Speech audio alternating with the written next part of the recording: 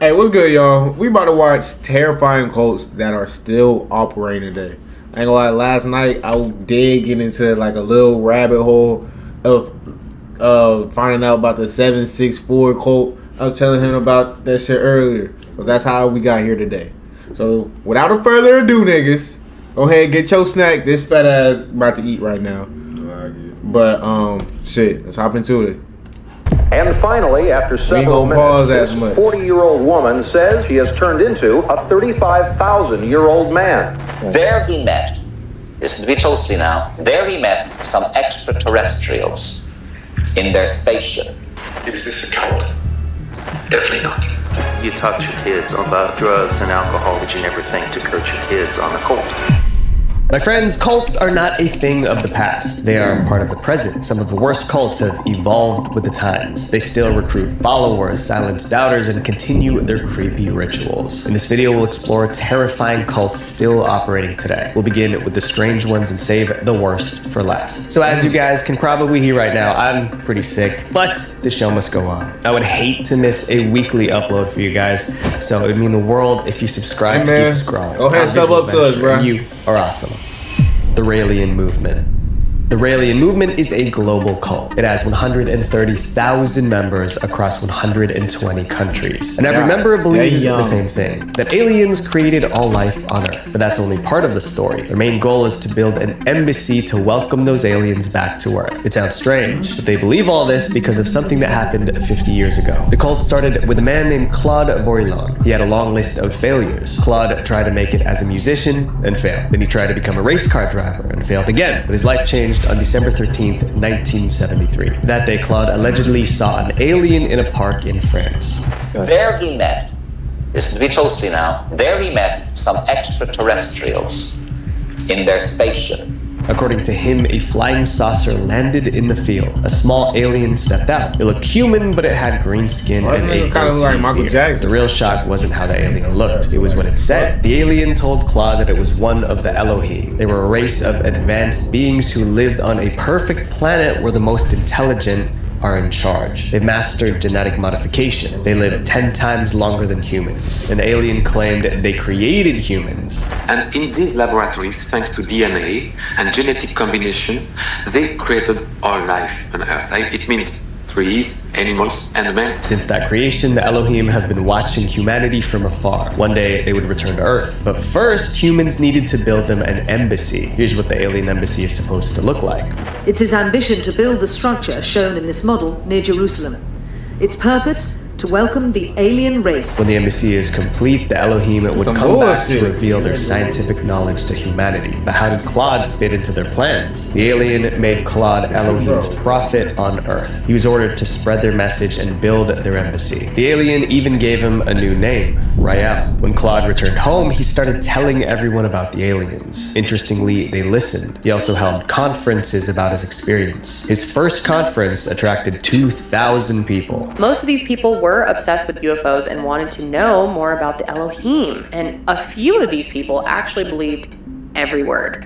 In 1976, Claude... it's so crazy how niggas cannot know a damn thing about you and believe every word. Fuck you mean you believe every word? I ain't never believed every word nobody said. I ain't gonna lie. Every word? They believe every word. No, I'm drunk. I have believed everything. Yeah, but over some bullshit? Yeah. Called Yall, founded the Raelian Movement. He traveled the world recruiting members. By 1995, the movement had about 40,000 members across 85 countries. Every member was required to donate 10% of their income. The money was to finance the construction of an embassy for the Elohim. But Raelism wasn't just about aliens. It promoted ideas that seemed progressive. The cult supported equality for all. They also believed in using science to improve life on Earth. But the most controversial belief was about human cloning, and the Raelians were determined to do it. I was first on the Earth to say human cloning is coming very soon. In 1997, the cult formed a company called Clonade. Its goal was simple: create the first human clone. Now we have 3 scientists working almost full-time in a lab here in the United States. Their scientists worked long and hard. Then in 2002, Clonaid made a huge announcement. They claimed they successfully cloned a human. Clonaid shared almost no details about their supposed clone. The main thing they said was that a 31-year-old woman donated her DNA for the cloning process. And the baby, the first human clone, was named Eve. Obviously, the news made headlines, but the reaction wasn't all positive. Many hated the idea of human clones. There's so many disastrous things that can come up. What you mean you cloning babies, though? Like, what's the objective? Like, what's the... What do you gain? Yeah, why can't you just produce that? Like, okay. Babies are already produced normally, very regularly. How could you reproduce with a clone? Feel me? Unless it was like, yeah, because the clone wouldn't have the right chromosomes, would it? It would just have the same. It would be like asexual. When the clone technically, if you clone something, it end up being asexual. If you clone it, you program that bitch. No, Well, from somebody doing this with a bad motive. People demanded proof. But Clonaid was very secretive. They refused to say where the clone baby was born, identify her parents, or even provide a picture. Still, the Raelians celebrated. To them, their scientists did exactly what the Elohim did, create human life in a laboratory. Over the next few years, Clonaid claimed to have created dozens more human clones. But again, they provided no evidence. Despite the controversy, the How can you claim something expanding. Today, it has not a show no surprising 130,000 followers worldwide. They're still working on building that alien embassy. Claude, aka Rael, is still their leader. He claims he has visited the Elohim's planet in outer space. And there, Jesus, Moses, Muhammad, and other prophets continue to live through human cloning. This is manipulation at its finest. Members of this next cult were literally hypnotized by their leader. What you mean they all chilling up there? People thought they were signing up for acting classes. Instead, they accidentally joined a cult. And the cult leader was their charismatic acting coach, Michel Rostand. Michel always wanted to be famous. He was obsessed. He tried to make it as an actor in Hollywood, but his career never took off. To pay the bills, he started teaching acting in Florida. But during those classes, things took a strange turn. Michel began slipping in ideas about philosophy and meditation. He spoke about a mysterious guru who led him to a great spiritual awakening. His students were fascinated. I think he soon realized that he was having more success kind of channeling that spiritual side of him than the acting side of him. But there was no evidence that Michel ever had a guru. Some thought he was just making up stories, but his students were young and impressionable, so they ate it all up. By the mid-1980s, Michel rebranded. He was now a spiritual guru with superpowers. He was Michel, a self-proclaimed enlightened being who claimed to transmit divine energy. His acting students became his disciples. Together, they formed a new movement. They called their group Buddha Field. Not long after starting the cult, Michel moved back to West Hollywood. His followers went with him. They rented homes near each other and lived like one big family. We were together 24/7. We lived together. We ate together, played together. Everybody that I knew was in the Buddha Field. Everyone contributed money to support the group. Everyone except for Michel and his inner circle. They didn't work. They didn't have jobs. It was the lower levels that funded Michel and his inner circle. Michel didn't lift a finger. His followers bathed him, massaged him, and cooked his meals. Sometimes they even tucked him into bed at night. To outsiders, it looked like exploitation, but Michel convinced his followers that serving him was necessary for their spiritual growth. And they believed him because he was hypnotizing them. Every weekend, Michel held private cleansing sessions with each follower. Each cost $50. Followers said they felt lighter afterward. Some even claimed they were healed. They thought it was because Michel had divine powers. But the truth was far more scientific. Michel was actually a licensed hypnotherapist, but he hid that fact from everyone. He wasn't performing miracles during these sessions. He was hypnotizing his followers. But he used hypnosis for another, darker purpose. He made them drop all defenses and confess their most private thoughts. I divulged every secret, every thought, every fear. Michel used those secrets to control them. He dictated who they could love, who they could trust, who they had to cut off. Romantic relationships were forbidden. Friendships outside the cult were banned. Leaving Budafield was considered a betrayal. Soon, their world became small. The only place that felt safe was inside the cult. In 1993, the FBI raided a compound of a different cult in Waco, Texas. During the clash with law enforcement, dozens lost their lives. Cult members who resisted were arrested. Michel was terrified when he heard the news. He believed the government would target. What you mean? It's not, bro. This is a woman, bro. This is a transitioned woman. Get Budafield next. His paranoia took over. He ordered his followers to hide their lives from their families. He planted spies to monitor anyone who tried to leave. Was that him in the back? Bro. Their lives from their families. I know you lying. Oversized tank. Droopy tank. And spies to monitor anyone who tried to leave. He even broke into former members' homes to destroy evidence. Then, at the height of his fear, his secret came out. For nearly 20 years, Michel's followers believed he was divine. That illusion shattered in 2006. A former follower found out about Michel's hypnotherapy license. Then, they sent an email to Budafield members. The message exposed everything. The supernatural experiences were actually hypnosis. Michel's powers were a lie. The email split the cult in half. Some refused to accept it. Others finally saw the manipulation. Many left. A few remained loyal. After the scandal, Michel wanted a fresh start, so he moved to Hawaii with his most loyal followers. He still runs Budafield in Hawaii today. His next cult believes in lizard people. Ramtha School of Enlightenment. This cult became famous for one bizarre reason. Its founder claimed she was channeling the spirit of a 35,000-year-old warrior. That ancient warrior was called Ramtha, and the woman channeling him was Judy Zebra Knight. Knight said the spirit first contacted her in 1977. She was at home in Washington when a glowing figure appeared. I thought I was seeing things because I had tears in my eyes, and I wiped the tears away, and here stood this entity at 2:30 in the afternoon in my kitchen. That glowing figure introduced himself as Ramtha, the Enlightened One. He said he possessed ancient wisdom and the secret to happiness. Ramtha supposedly taught Knight how to leave her body and channel it. That meant Ramtha could take over her body and speak through her. Knight would enter a trance, then her voice would become deep and masculine. And finally, after several minutes, this 40-year-old woman says she has turned into a 35,000-year-old man. Knight began channeling Ramtha publicly in 1978. Through her, Ramtha preached every human was their own god. Ramtha also said people could shape reality and heal themselves with their minds. Is it possible to have mind over matter? Baby, the brain is king.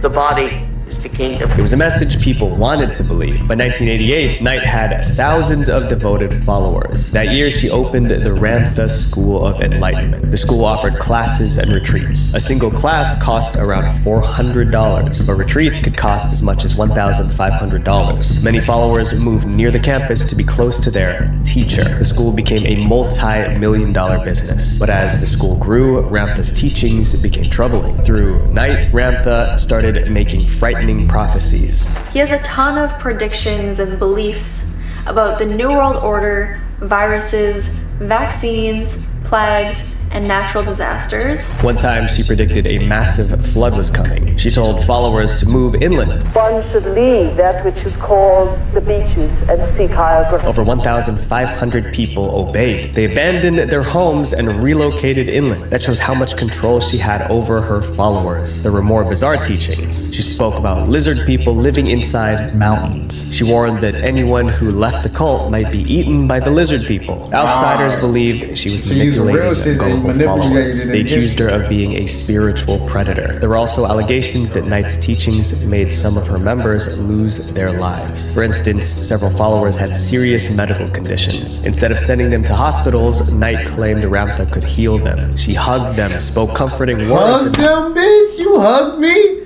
Trying to heal me? They died. Cause you try to hug me. Watch out. Declared them cured. Many were never healed. They passed away. This lady went home from there, died of pneumonia. Today, Jay-Z Knight is in her 70s. She still channels Ramtha at her Washington compound. The Ramtha School of Enlightenment now has branches in more than 35 countries. This next cult also promised healing, but just gave lies. Universal medicine. The Universal Medicine cult began in the most unlikely place, a bathroom. In September 1999, Serge Benhayan was relieving himself. Suddenly, he had a spiritual revelation. I just gave myself a time to sit and feel that moment. And I could feel something really, really beautiful. Serge never fully explained what that revelation actually was, but it inspired him to start Universal Medicine in Australia. The group was marketed as a healing center, but critics called it something else, a socially dangerous and socially harmful cult. And once you hear Serge's teachings, you'll understand why. He preached that people born with disabilities were being punished or being dictators in a past life. They are former incarnates of corrupt politicians, corrupt generals, army people, dictators. Serge also warned that certain foods carried dark energy that poisoned the body. Foods like cinnamon, potatoes, and carrots. Eating them allowed evil forces to enter the body and cause disease. But there was one way to get rid of that energy: burping. In other words, people would literally burp their way to healing.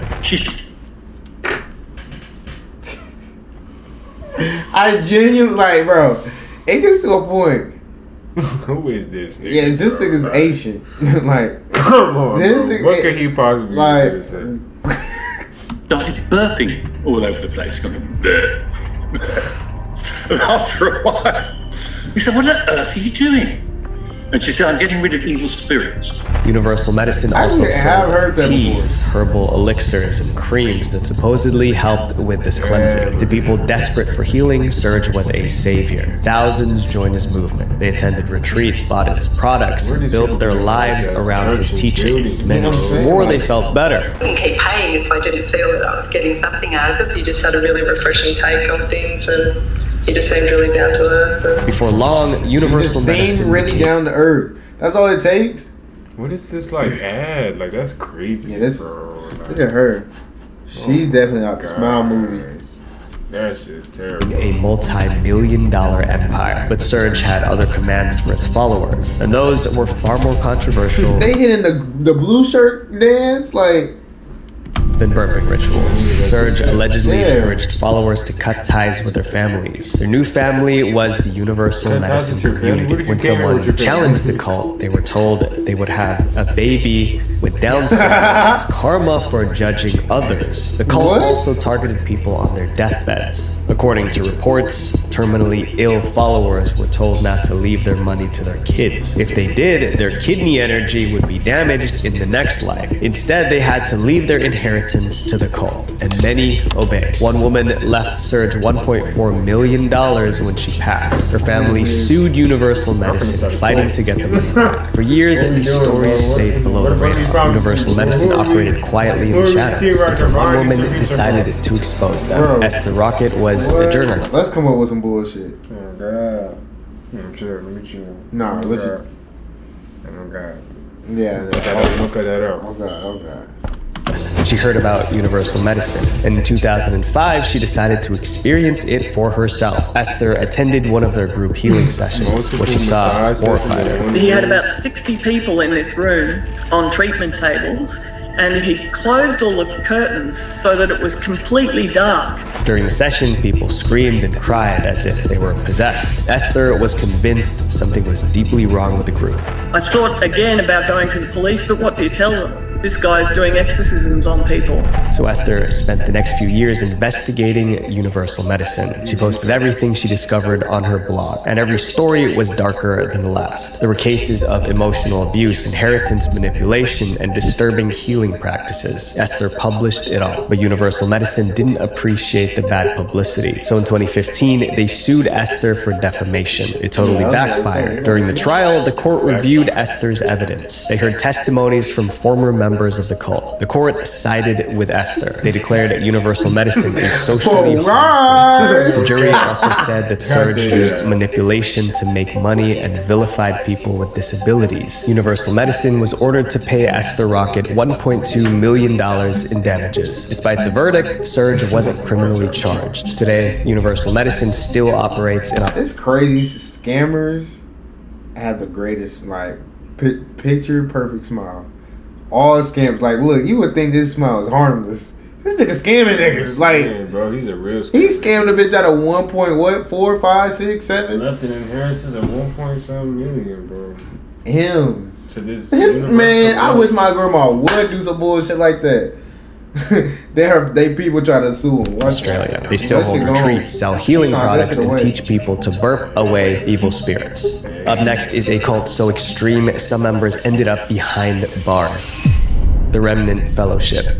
This cult started out as a weight loss program. In 1986, Gwen Shamblin launched the Weight Down Workshop. It was a 12-week fitness program sold on videotape. But it wasn't your regular diet plan. Gwen added a twist. She mixed fitness and dieting with religion. According to Gwen, weight issues weren't just about food, they were about faith. In her eyes, being overweight meant you didn't trust God enough. Gwen started touting the message that God told her people weren't consistently losing weight because they weren't being faithful to Him. The Weight Down Workshop was hardcore. Followers were told to eat only 10 bites of food a day. If they didn't lose 2 pounds daily, Gwen told them to stop eating altogether. Some followers claimed it worked. God has removed 156 pounds from my body. I've lost a total of 96 pounds. The results made I love niggas doing it. That movement became like somebody that's By 18, 1997, Weight Down Workshop spread to over 30,000 weekly meetings in 70 countries. Gwen became a celebrity. She appeared 30,000 weekly meetings in 7 different countries, bitch. Fuck you, what? It was Channel 5 Nashville, though.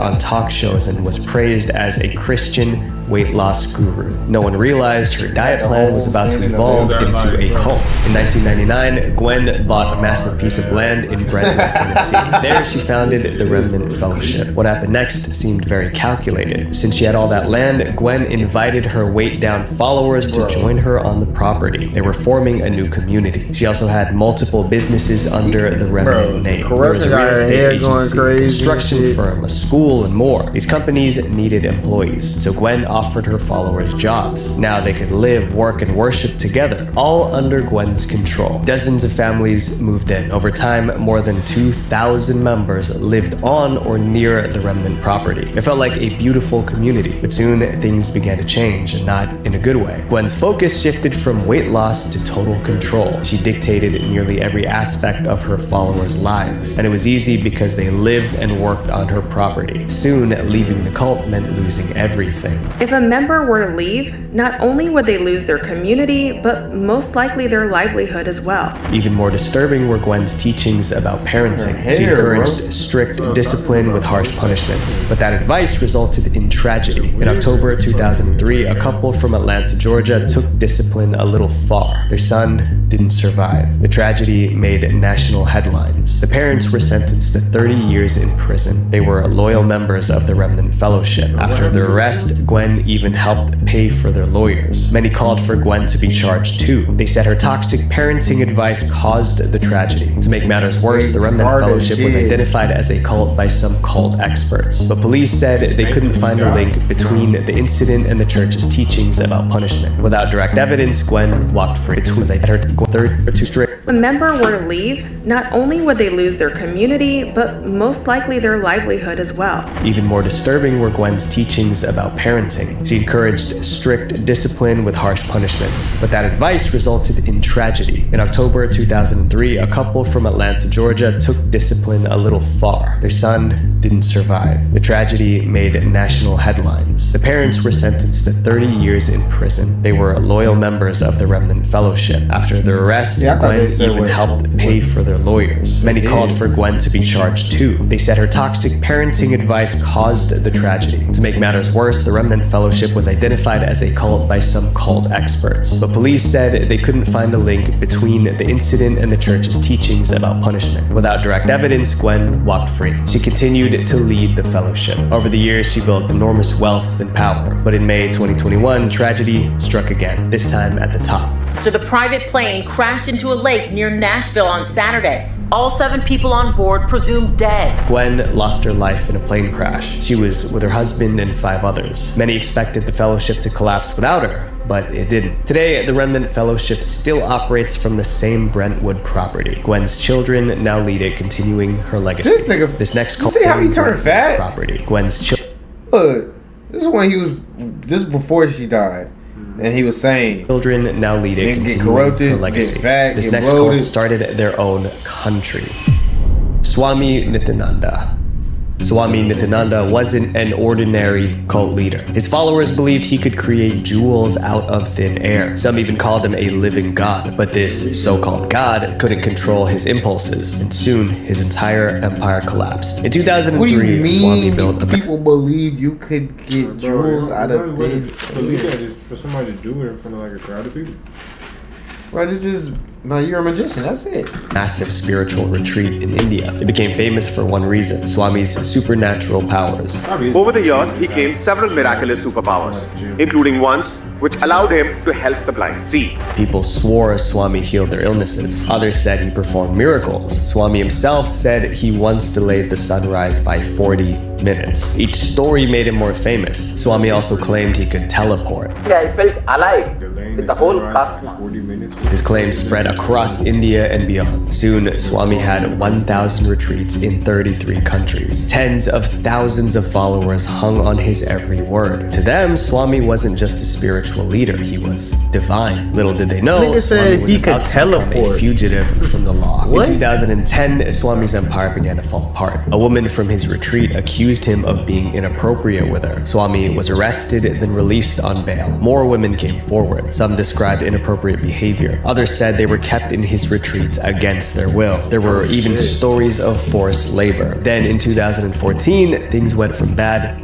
to worse. A 24-year-old woman disciple who was with the Nitya ashram for 4 years has been found dead. The woman was found lifeless inside his retreat. Swami insisted it was from natural causes, but the victim's parents suspected foul play. By now, the accusations against him were overwhelming. It seemed inevitable that Swami would end up behind bars, but he had other plans. He went on the run. After his disappearance, Swami became a wanted man in India. Years passed without a trace. Then in 2019, he resurfaced on social media. He had big news. Swami declared he created his own country, the Republic of Kailasha. He called himself its prime minister. Kailasha had its own central bank, passports, and national anthem. But one detail didn't add up. Nobody knew where Kailasha actually was. Some doubted it was even real. Swami continued posting on social media but never revealed his location. Meanwhile, his followers kept promoting Kailasha, trying to make it look like a legitimate country. In 2023, Kailasha even sent someone to the United Nations meeting.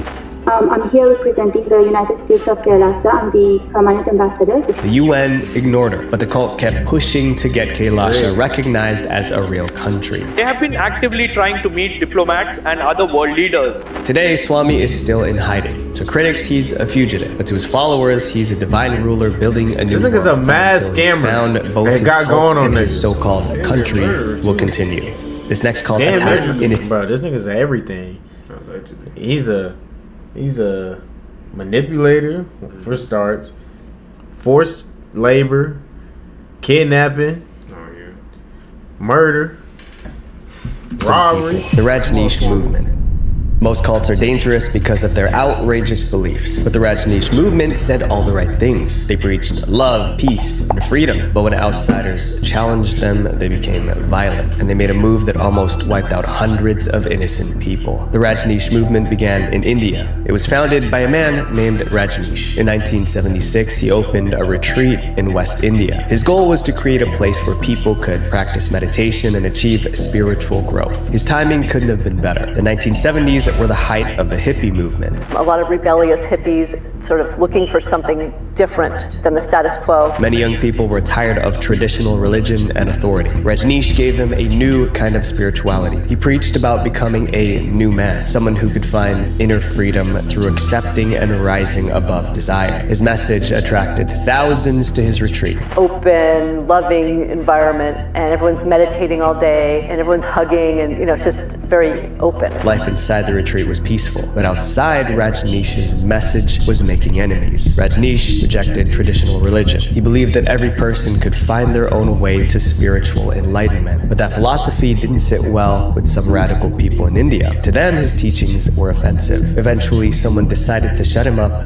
permanently. In 1980, an extremist tried to assassinate Rajneesh. He survived, but the attempt convinced him to leave India for safety. He wanted a place where he and his followers could live freely without fear of persecution. In 1981, he found it. He and his followers moved to America. There, they bought a 60,000-acre ranch near Antelope, Oregon. It was going to be their safe space. The land was empty, but Rajneesh's followers transformed it. They built homes, restaurants, and even an airport. They have, quite simply, built an entire city from scratch. They called the city Rajneeshpura. For a while, it worked. They were self-sufficient, peaceful, and isolated. But in 1984, the cult was in trouble again. There was conflict between Rajneesh and his neighbors in surrounding towns. The American locals wanted the cult gone. They claimed Rajneesh didn't have permission to build a city on that land. But Rajneesh's followers refused to leave. Tensions were at a breaking point. The locals took the matter to court, hoping to get the cult evicted. The commune's survival depended on the authorities' decision. And that's when Rajneesh's inner circle hatched a desperate plan. The plan came from a woman named Ma Sheila. She was one of Rajneesh's top leaders. She was also one of the most ruthless. Sheila's plan was simple: get the cult's members elected to local government. That way they could use their authority to prevent the commune from getting evicted. Luckily, there was an upcoming election in the country. Two followers agreed to run for office, but victory was nearly impossible. They just didn't have enough votes to win. The surrounding towns had way more registered voters, and almost all of them would vote against Sheila's candidates. So Sheila decided to take a darker route. She would win by making local residents too sick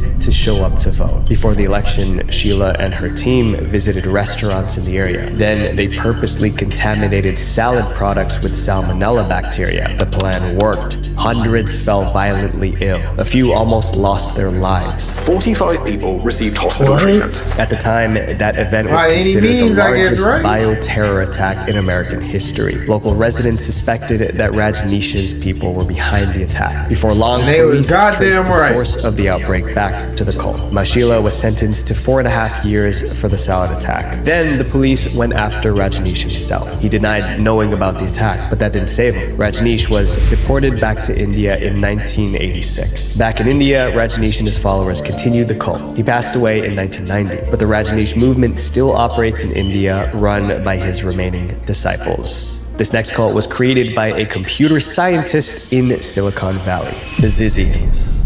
The Zizians are one of the most violent cults in modern history. Their philosophy can be summed up in one belief: violence is the answer. Zizians would believe that, the end justifies the means. So if the means meet, well, so be it. The end justifies the means. For them, that phrase wasn't a metaphor. If you wanted something, you took it. If someone stood in your way, you removed them. If that meant breaking the law or even taking life, it didn't matter. The cult was created by a woman named Jack Lazota, which called herself Ziz. Around 2016, Ziz began posting long blogs about her philosophy. She wrote that violence can be excused in service of the greater good. She also fantasized about what would happen if society were to strip away morality. Her extreme ideas attracted a devoted online following. They met in chat rooms, then later in person. Over time, Ziz's supporters began calling themselves Zizians. What started as one woman's blog was now a cult that glorified violence. In 2020, several Zizians moved into a trailer park in California. They had no plans to pay rent. When the landlord demanded payment, they ignored him. When he tried to evict them, they fought back. They just lived there illegally, refusing to leave. Despite his best efforts, Linz remained unable to remove the Zizians for years. cases. Eventually, the landlord took them to court and won. A judge issued an eviction order against the Zizians. That's when the Zizians decided to act on their own violent beliefs. 2 days before the eviction, they attacked the landlord. It was brutal. Then they fled the trailer park, believing they ended the landlord, but they hadn't. Another tenant found them and rushed him to the hospital. He had to be hospitalized for a month, but he made it. He survived. When the Zizians heard the landlord was still alive, they were furious. And although they were wanted by the police, they wanted to finish the job. So the Zizians risked everything, came back to California, and jumped the landlord again. This time he didn't survive. But that was just the beginning of the Zizians' crime spree. In Pennsylvania, one member allegedly ended her parents. Another Zizian ended a U.S. Border Patrol agent in Vermont. She did it because the officer stopped her for a routine inspection. Soon, the Zizians were responsible for multiple crimes across 3 states. But living as fugitives wasn't as easy as they imagined. Law enforcement made them a top priority. By early 2025, 4 Zizians were captured. One was the cult founder herself, Ziz. A person named Jack Lasota, who goes by the name Ziz online, was arrested yesterday in Maryland. The remaining Zizians went into hiding. Police are still searching for them. Their blogs and forums are still active. Their violent ideology is still being shared. Even with their leader in custody, the cult is still operating in the shadows. My friends, manipulation doesn't always look evil. Sometimes it looks like community. Sometimes it looks like healing. Sometimes it even looks like love. But if someone isolates you from your family, empties your bank account, and threatens you if you try to leave, that's not love. That's evil. Visual Venture. Hey man, don't be getting manipulated out here, bro. No bull, this shit crazy. What the fuck?